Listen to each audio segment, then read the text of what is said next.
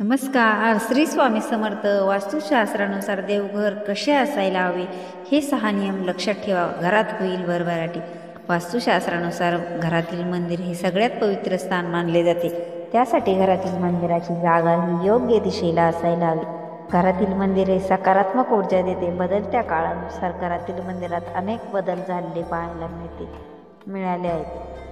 बहुतेकांना घरात वेगवेगळ्या प्रकारचे मंदिर ठेवायला आवडते. घरातील मंदिराचा आकार कोणताही असो, मंदिराची ऊर्जा टिकवून ठेवण्यासाठी वास्तुशास्त्राचे काही नियम लक्षात ठेवले पाहिजेत. या वास्तू नियमांचे पालन केल्याने देवी लक्ष्मी नेहमी तुमच्या घरात वास करते. जीवनात सुख समृद्धीची कमतरता जाणवत नाही.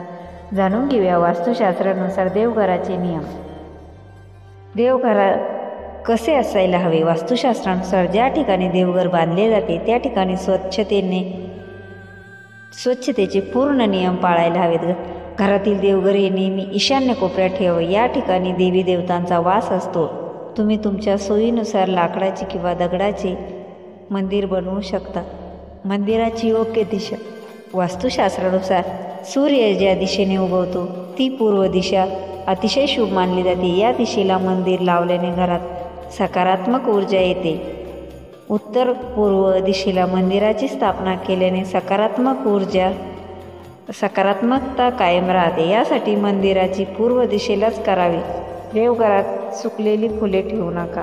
अनेकदा आपण देवाला फुले किंवा हार अर्पण करतो, परंतु हार किंवा फुले काही दिवस मंदिरात तसेच राहतात.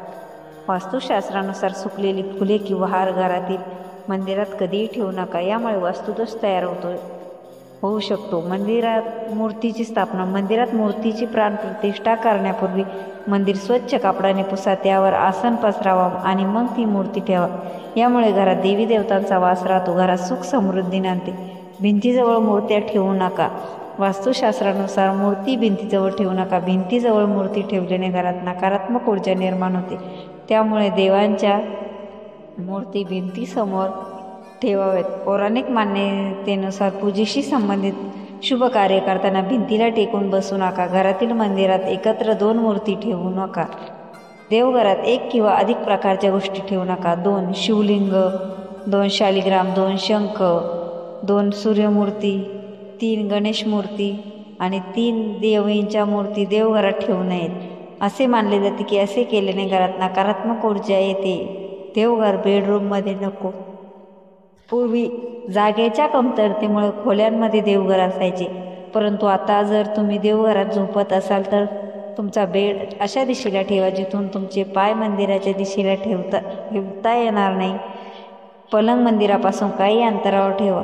तुम्हाला जर हा व्हिडिओ आवडला असेल तर व्हिडिओला लाईक, शेअर, सबस्क्राईब करायला विसरू नका. Thanks for watching. Shri Swami Samarth.